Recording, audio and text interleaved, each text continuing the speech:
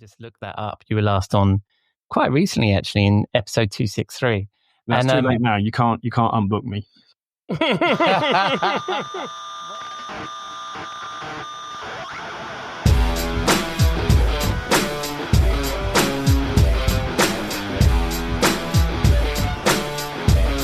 Hello and welcome to episode 277, the Rockstar CMO effing marketing podcast, a proud member of the Marketing Podcast Network. Hope you're well and staying as sane as you feel you need to be. I'm your host, Ian Truscott. I'm not a rockstar, but I am a CMO, and on this podcast, I chat with a band of marketing chums who share their marketing street knowledge, which I hope will bring out the rockstar marketer in you. This week, I'm joined by two of those marketing chums, my regular guest, marketing strategist and former Forrester Research Director Jeff Clark, and Simon Daniels, a former Forrester Analyst, also a former guest, and now an independent revenue operations expert. But first, we need to pay the bar tab. I'll be back in a moment. We'll be right back after this word. We'll be right back After this word. When it comes to relevant content, you may have heard Jeff and me talk about the multis on this show. Multi-channel, multi-device, multi-persona, and multi-language. On that last one, let me ask, how confident are you that your content actually connects in every market?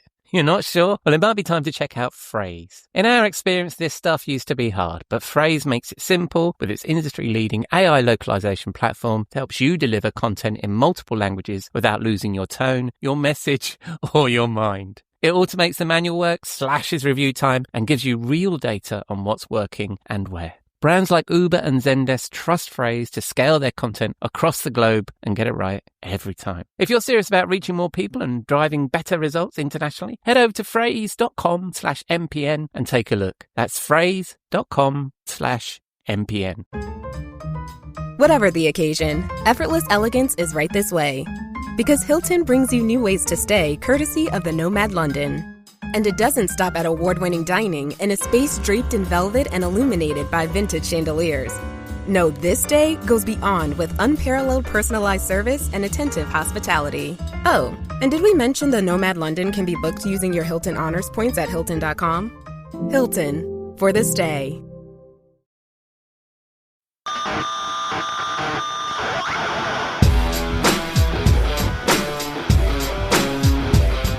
Right, it's my turn to welcome people to the studio rather than welcome Jeff, because today I am joined by Simon Daniels and my good friend, Jeff Clark, who is a regular on the podcast, as you know.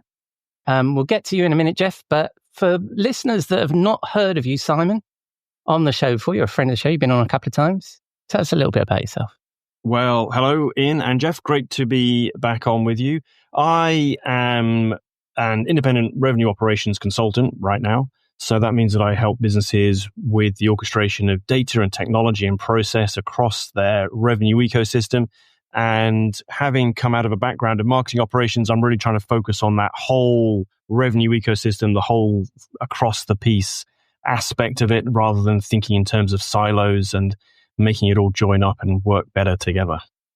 Splendid. And Jeff and I, were inspired to bring you on the show because you recently attended the Sixth Sense Inspired event in the UK in June, early June, 4th of June, and you wrote it up on a post on LinkedIn, and we thought we must get Simon on and to chat about this because it was really interesting what you shared with us. And I need to do a quick, what say you, Jeff? So he gets a chance to speak. What say you, Jeff? Well, I mean, Sixth Sense, it's an interesting technology that, I certainly have been following. And I have some colleagues that ventured over there, past colleagues that ventured over to the company. And so when Simon posted his points on LinkedIn, I thought, wow. And, they, because of our previous work at Forrester and Serious Decisions and all that, it's in line. It's an update for a lot of things that we've talked about in the past. So I said, hey, this is a good opportunity to bring Simon onto the podcast and dig into these topics again. Yeah, and the nice thing is, I mean, we're always referring to Sixth Sense. So they should really sponsor the show, I think. They should. Cunningham on somebody. Yes. So the first topic, and as you're a regular listener, you know the first agenda item, Simon, and we're both living in the same place, so we know what it is. But let's start with you, Jeff. How's the weather in The weather sunny? is beautiful, sunny, probably in the 20s centigrade, decent. And we've had a lot of rain, as I think I reported in the past couple of podcasts. So definitely a change in the weather, which is appreciated. Yeah, and we're having a beautiful, I don't know, it's the same for you down in London, isn't it? I'm a little bit north of you, but up in Oxfordshire, but... That's right. Yeah, I was going to say this will be an interesting little test on the weather disparities or otherwise between London and Oxford. So I'm happy to report that yes, the weather outside is delightful and a bit of hazy sunshine and warm temperatures. So summer is either here or has briefly returned. Yes, nice. All right. And I'm sure it's the weather is the reason why everybody tunes in. So now we've got that out of the way, then we can get on to the main topic conversation, which was your post on LinkedIn. So just a little intro on the LinkedIn post, because I know that you gave us 3 points, right? But you've followed the editorial policy because you're a listener, right? Well, that's exactly right. So yes, I was at 6 Sense Inspire and I posted 3 takeaways. And then when you invited me to join the podcast, mindful of the editorial policy, I added a couple. So these are my 6 Sense Inspire 5 F-in takeaways. Excellent. And you got the F-in as well. That's fantastic. And you were those come again? Were the extra 2, were they things that, were they just from your own experience, or were they from actually things that they talked about at Inspire? No. One of them was actually one that, to be honest with you, I literally, after I'd posted on LinkedIn, I thought to myself, oh, I know the other one I meant to say. And then you guys got in touch. And so I'm like, oh, well, I'll just save it for that. And then I just sort of went through my notes and had a little look around and thought, what would be another good one? And Excellent. So that was how I got to the 5. And I should say that, joking aside, obviously 6 Sense are not going to do too badly out of this podcast, but at the same time, the takeaways are more than just intent data or buying signals and so on. So there's something for everybody here, I think. Oh, absolutely. And I think that's what caught Jeff's attention, and that's why we thought we'd get you on, because they're all good topics. So let's get the ball rolling here. What's your first observation, Simon? Well, the first one I brought up, and this is very much close to my heart. We talked about it last time, Ian, is around the adoption of buying groups and ditching the MQL.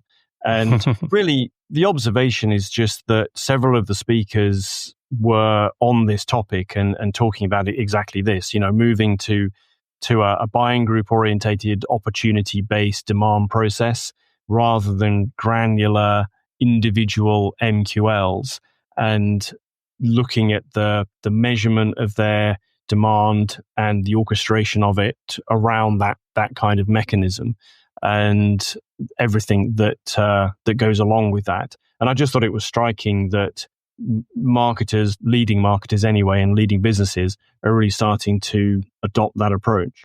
And sorry, we didn't rehearse the segue of when I then introduced Jeff. So Jeff, what say you on that point? Yeah. It's like, well, for there's a couple things that come to mind. I mean, I remember doing workshops on how to adapt your systems to doing the buying group approach. And if you go back, I don't know, 4 or 5 years ago, it's like it was not easy. So it's obviously getting easier and easier. But one of the things that I thought of initially was like, for those people who are attached to MQLs for some reason, that's singularly focused. They may be singularly focused on net new buyers, so it's like they're just constantly looking for that first interaction. It's just important to remember that it's just one interaction or engagement with a member of a buying group, and it could be the first one. But as one of the stats, that Simon pointed out in the articles, there's 640 touch points before a deal closes. Well, that could just be the first, and there's 639 yet to come. Yeah, exactly. Which is a really nice way of putting it, and speaks exactly to that stat about the number of engagements. And that figure is, in some respects, is one of those stats that it's a bit like the it costs 6 times more to acquire a new customer than it does to keep a customer. I mean, I feel like that figure's been going around since I did business studies in high school. Whether it's exactly correct as opposed to just directionally correct, I'm not sure. The point is, though, that it speaks to the number of interactions per individual within the buying group and the number of individuals across the buying group. And so, clearly the concept here is that in a complex, high consideration B2B purchase decision, there's a number of individuals. And again, that ranges from anything from 3 to 5 in one of Forrester's recent buyer surveys up to 9 or 12 or 15. So if you times that then by the tens of interactions that each individual might make, you get to this figure of 640 interactions across the group. And so clearly the idea that you're going to manage all of that with an NQL or an individual lead just doesn't stack up. It doesn't just doesn't stack up to scrutiny. So that's where that comes from. I'm trying to be strict with myself because I want to give you both time and just be the moderator. But the thing that I think we've talked about, Jeff, and the thing that comes across with a lot of what Sixth Sense talk about is the fact that even when somebody becomes this mythical MQL, and we probably talked about it, Simon, when you were last on, and I just looked that up. You were last on quite recently, actually, in episode 263. That's too late now. You can't unbook me. What I was going to say was like this idea that by the time people come into these mythical funnels and MQLs, is they've already chosen anyway, right? That's a big part of what Sixth Sense research kind of tells us, doesn't it? That not only are you dealing with a big group, but a lot of them have already made their decision before they enter your kind of radar, isn't it? Well, that's right. I mean, this is the other stat of the day, and it's come up multiple times since then.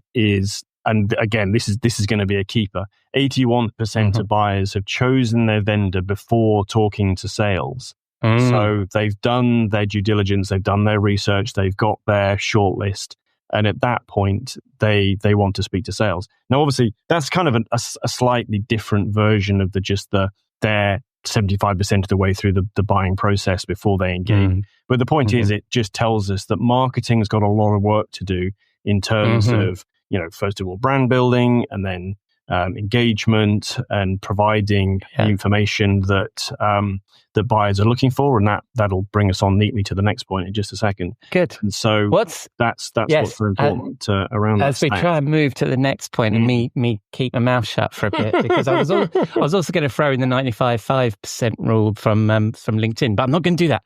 So let's move on to number 2. What's your second one? So the second one, building on that point, really, is gating is dead. Yeah. And again, this came up a few times. So clearly what we're talking about here is making buyers fill in a form on a website to download some piece of content, the age-old way of kicking off the process and capturing that into marketing automation, and then, all being well, putting that through some sort of scoring, and then eventually it becomes an MQL and off into the process. And, the debate around gating is not new by any means, and there's different proponents and so on. The point being here, though, that increasingly, again, leading marketers are moving away from gating content. There's a kind of, if you love it, set it free ethos of just making the content available. And really, again, it speaks to the buying process and coming at it from a buyer perspective. They don't want to fill in a form. They don't want to just have to do the typing. Everybody knows the game. They know they're going to get hit up by a BDR as soon as you do that. And you just want to make it as easy as possible for the buyer to engage. And, to give a shout out to Sixth Sense, the intent technologies is what makes it possible to then track that engagement and understand, who is consuming that content to a greater or lesser extent. And I'm not saying it's the same as getting a download. The point is that it just sets the content free and makes it much more possible to do that kind of engagement. So, Gartner found that 75% of B2B buyers prefer a rep-free sales experience, going back to that point of getting through the sales process or the consideration process before engaging.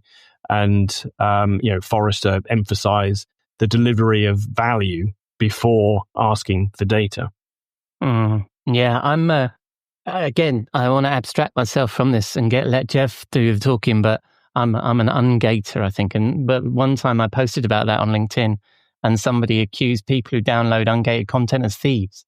Like they're stealing my content. Oh, wow. I'm like, well, that's quite an extreme view. But Jeff, what's your view on this, mate? That's radical. Yeah. Well, as both somebody who buys things and as an analyst who does research, I certainly appreciate ungated content because, I think marketers need to think of content as a tactic that educates buyers, develops your brand, develops trust in your organization.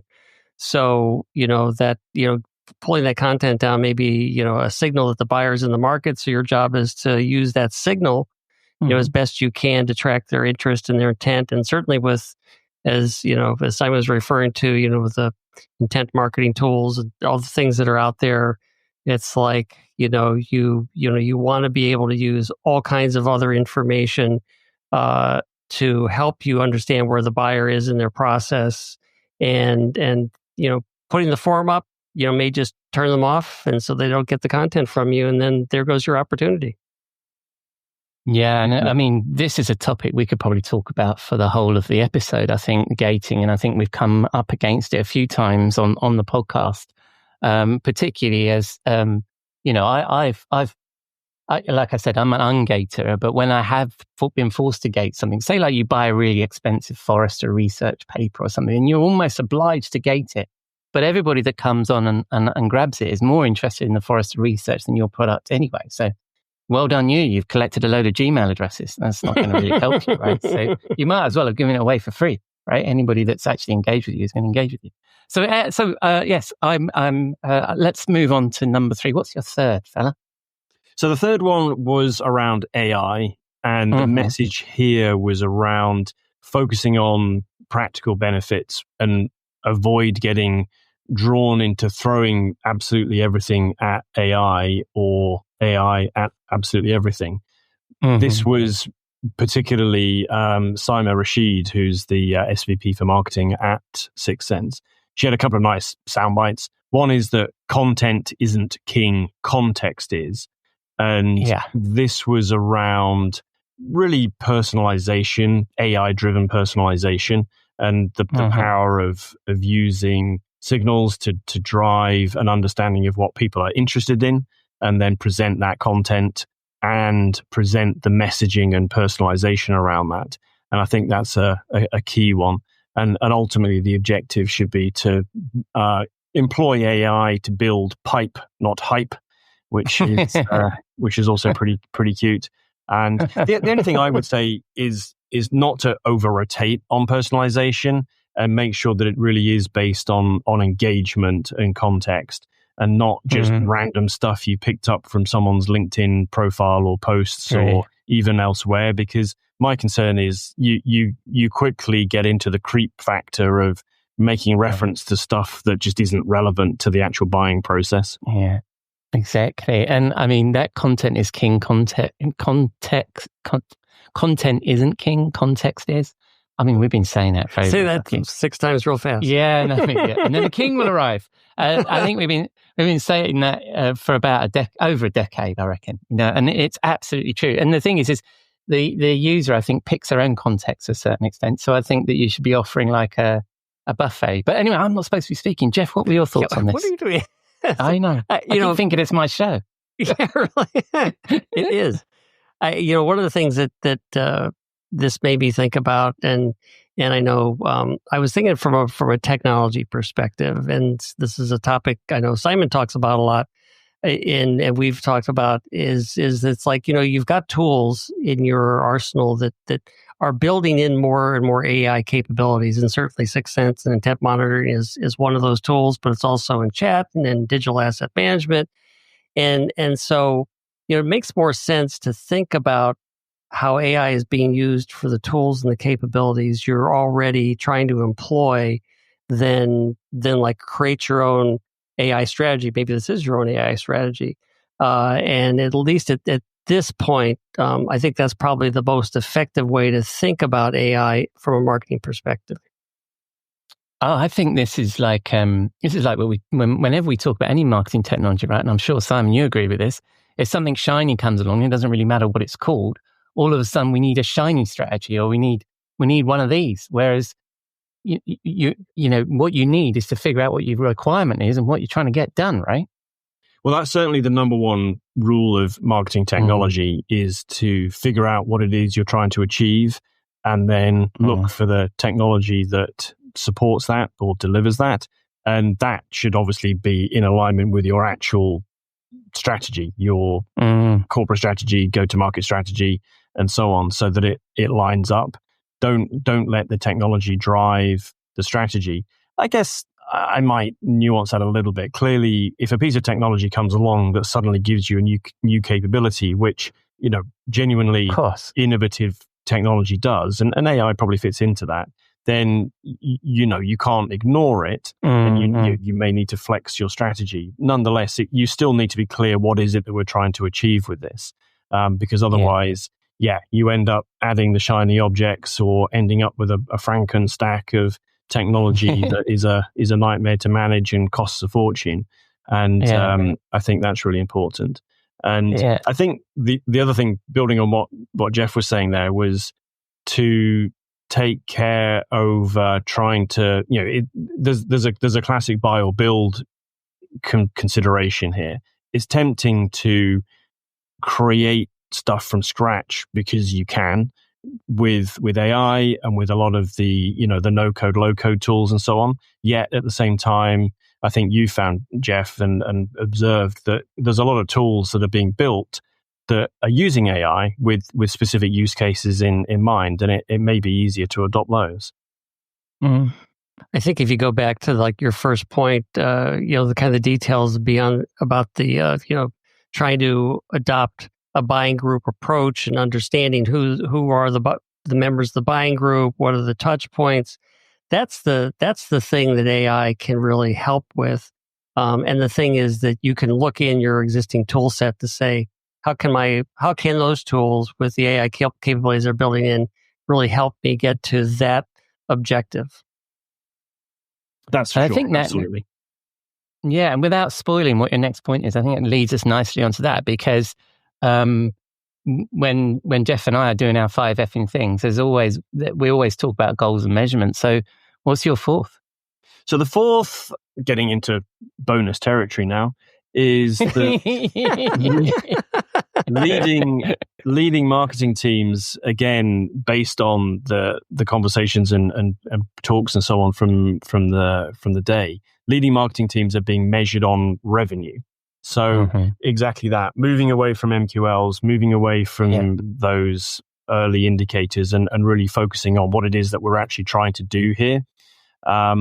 So this drives the alignment of marketing and sales, that old chestnut, and starts getting marketing into a position where it's really much more at the table and able to be taken seriously, because the complaint and criticism from sales has always been, it doesn't matter what marketing do, they can be successful and hit their targets and goals, yet the business is still not being successful.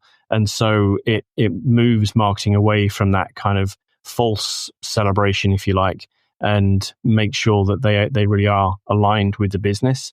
I think with that, there needs to be some caveats. It does take a sophistication, and it takes a kind of collective understanding and respect for what everybody does, because what you don't want is for marketing to be in a position where it's on the hook for a revenue number, be it pipeline or actual closed revenue, when it just doesn't have the opportunity to contribute to actually achieving that. Nonetheless, when it's done right, it definitely makes for shared outcomes rather than fighting over the credit for the work that the respective elements of the revenue ecosystem are actually doing. Yeah, no, I agree. Some of marketing should be measured on revenue for sure. My slight concern about that is it's like a kids' football game, you know, where they're not structured in where they play. They just all run after the ball, and you see this sort of buzz of kids around the ball. I mean, soccer game for your perspective, Jeff. So I'm a bit nervous about that, because because marketing tends to be more long-term, medium to long-term, while sales is more shorter-term. So you've got to still get that balance. What do you think, Jeff? Well, I think that, marketing is probably in a better position to monitor the overall intent and engagement of potential buyers, whether it's new or existing customers, than sales is. So if marketing can use those capabilities to their advantage, forget the fight over credit, because particularly I've been in sales-driven organizations where it's like, it's just a no-win battle. I can throw all the data and say, we helped, source this. And they're like, yeah, no, but I actually talked to somebody there at the company before this event. And it's just like, it becomes a no-win battle. So if you can do a good job of measuring engagement and the buying triggers and, that are putting, opportunities into the sales funnel, that provides a huge value to the organization. And I've done too many analyst inquiries on sourced versus influenced, pipeline, and there's a better way. So I'm all behind this one. Yeah, and I think we've been talking about revenue attribution, contribution rather than attribution. I think we got that from our old boss, Grant Johnson. But the other thing there is, from what I heard from you, Jeff, and I wonder what you think of this, Simon, is even if you're exposing this is more complicated than that, and they agree with that, you've made some progress, right? Yeah, exactly. Well, I think the scenario that Jeff paints, it speaks to exactly that maturity. If you're in a situation where sales are just not going to accept the contribution that marketing are making at a high level, then you're probably are hiding to nothing, and it's going to be better to be quite mechanical about it. What you want to get to, though, is a situation where there is that acceptance and recognition that there is a shared endeavor here. And the point is that, yeah, of course, sales were speaking to somebody at an exhibition before the marketing qualified opportunity was created, perhaps, or the buying group was identified. And the point is that then marketing might be helping to, as you said, Jeff, using AI, using buying signals and the orchestration of all of that data, build out the buying group, do the prioritization, provide the air cover as opportunities even go into pipeline. So it's not possible to say that any one person or any one function got the deal over the line. And while for absolutely sure, Ian, there needs to be orchestration across the revenue ecosystem of all those different parts so that it isn't a bunch of 12-year-olds chasing after the ball. Nonetheless,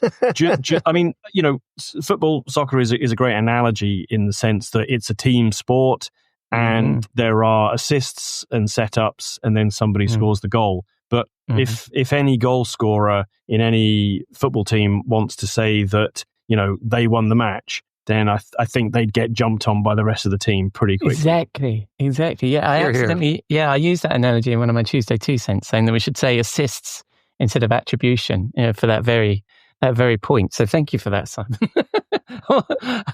So let's move on to, each of these. You've picked out some excellent topics here, because each of these we could have talked about for half an hour on their own. So what's your fifth? So the fifth one was the brand and demand are equal partners point, which again came out from various discussions and conversations during the day. And it's the very simple idea really that there's no you can't just do one or the other.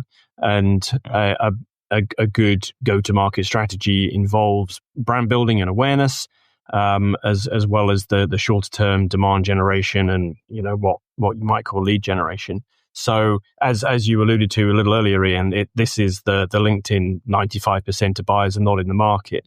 Yet if you ignore them, then at the point where they might start recognizing the pain that they are experiencing, which they might not even recognize. If you're not building that awareness, they may not even realize that they've got this problem or that there's a solution to it. But nonetheless, those 95% of buyers, you need to be building your awareness with them so that when the time comes, they will be ready to be activated. And I sometimes think that when a baby is born, if you when you talk to that baby, obviously it doesn't talk back. It doesn't really do anything. So Yes. there's almost a logical mindset that says, well, I just won't bother doing anything for a couple of years. I'll wait until it starts talking, and then I'll have a conversation. I love It's that. like, if you don't talk to the baby from day one, then it will never learn to talk, and it will never learn to talk back. And it's a bit like And that. it won't buy anything from you. No. Exactly. Yeah. It will never be able to read your content. I think Jeff's approach to parenting is coming out here. He was nurturing a customer. Yeah, that's right. But that's really cool. So I love that analogy. Totally going to steal that at some point. So what do you think of this, Jeff? Well, and I know Simon cautioned me in the notes on this, is that I remember the days before demand gen kind of took over the marketing mindset, which was not all that long ago. I think the Beach Boys were still coming out with hits, but I just always believed in the value of developing your brand. And we've kind of talked about the content you provide. I mean, all the engagements to help develop brand, but it is something that has to happen. The developing brand has to happen before people even get into a buying process. And one of my favorite quotes on branding comes from an old classic ad from McGraw-Hill, which this was from well before my time, but there's this old curmudgeonly guy who's sitting in his chair and says, I don't know who you are. I don't know your company. I don't know your company's product. I don't know what your company stands for. I don't know your customers, your record, your reputation. So now what is it you wanted to sell me? Yeah. And I think this applies, as we talked about the buying experience before the sales rep is going to knock on the door, but it also just talks about, before you fill in a form, before you do any serious engagement where, oh my God, these guys are going to send me newsletters and, and send the BDRs after me. You got to build that reputation up to say, this is an organization that I'm willing to start a relationship with. Yeah, and I think we've described, I certainly have described brand as being a marketing multiplier, right? Everything that you do, if you've got a strong brand, will perform better. Everything from PPC to email marketing, everything will perform better. Absolutely. So, Sam, you look like you're going to add something. Well, yeah, Jeff had made the point also about that quote relates to, I guess, a salesperson on the phone or in the room. And it's exactly the same for the form fill as well, though. Why would I give you my details? Exactly. If I don't know who you are, maybe I don't trust you, or maybe I'm just not motivated to engage with you. And at the risk of falling into the very trap that I warned against, I do think that demand gen became so much the zeitgeist and so much the leading team within B2B that we did just lose sight of the other things that marketing was supposed to be doing. And I mean, I've certainly been in plenty of B2B marketing organizations, one way or another, where there's a demand gen team, but there is no brand team. So it's got that kind of ubiquity somehow. And that balance, I think, again, is coming back into balance. I hope. And that's what I'm saying. I agree. Sam. And both, I mean, you're both marketing ops people, right? So I think the thing that lured us into this was the data, wasn't it? It's so much easier to measure demand gen activity when somebody's in the funnel than measure your penetration into the 95% of people who aren't buying today, right? So it's way easier to focus below. And we always have this sort of insecurity complex that makes us feel like we need to show the numbers, and the numbers are easier with demand, aren't they? So, yeah. And I think we felt that insecurity also of, how do we be relevant to sales? If sales or product are the leading, I mean, they're leading the culture of the company. It's like, well, how do we get to be relevant to them? Oh my gosh, look. We create opportunities. Yeah, but I mean, that was, I guess, the first phase of trying to be relevant to revenue, right? To your point, Simon, is that you need to understand the language of revenue, and the problem is if you get driven by these demand metrics, that drives your behavior, and you forget about revenue. Like you made the point earlier, and I've heard this a few times recently, Simon, is marketing can't be all in the green if sales is all in the red, right?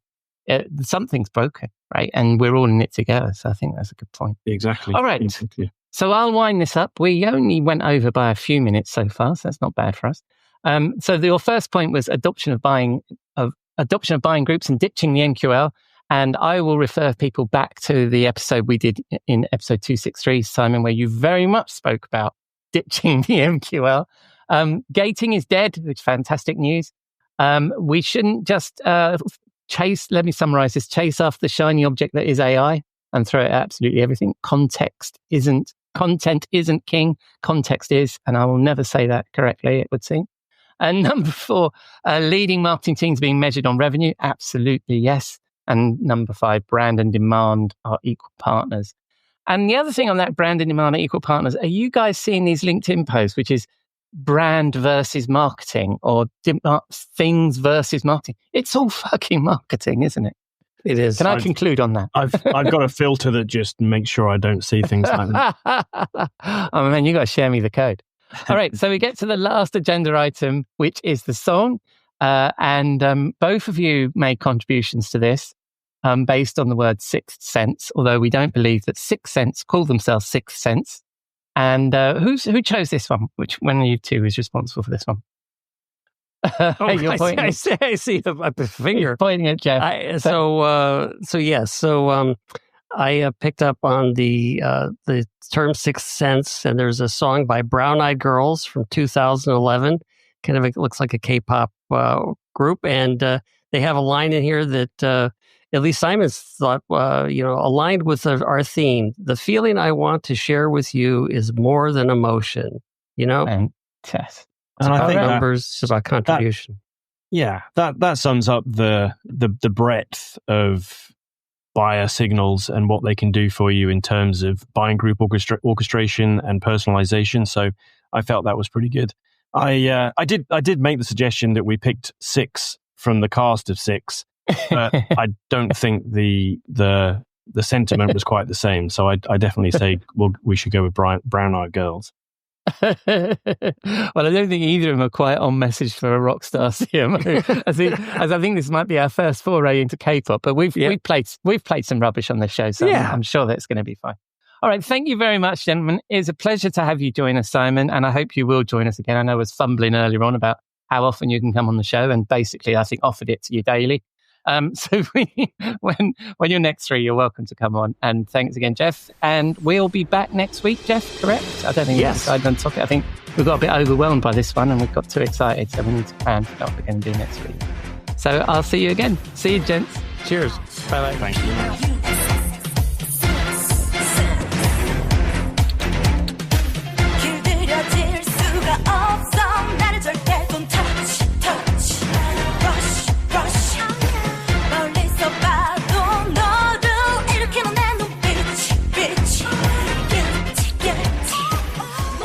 Thank you, Jeff and Simon, and mercifully, that was a tiny bit of Brown Eyed Girls and Sixth Sense.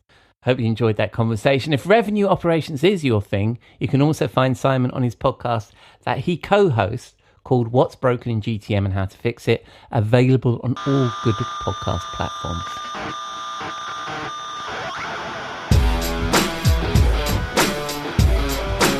So that's a wrap on episode 277 of the Rockstar CMO effing marketing podcast. Thanks to Jeff and Simon for their insight and for you for putting a dime into your podcasting jukebox, selecting our track and jiving along with us.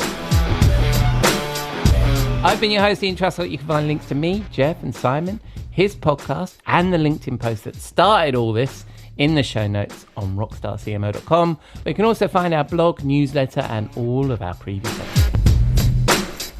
We'd love to hear from you, so please reach out via the website or LinkedIn. Just search Rockstar CMO. I'm sure you'll find us. But please mention you're a listener if you'd like to connect. Coming up, the next episode of The Rose and Rockstar will drop on Saturday, and Jeff will be back next week to discuss budget planning. So I hope you join us for both of those here on Rockstar CMO FM.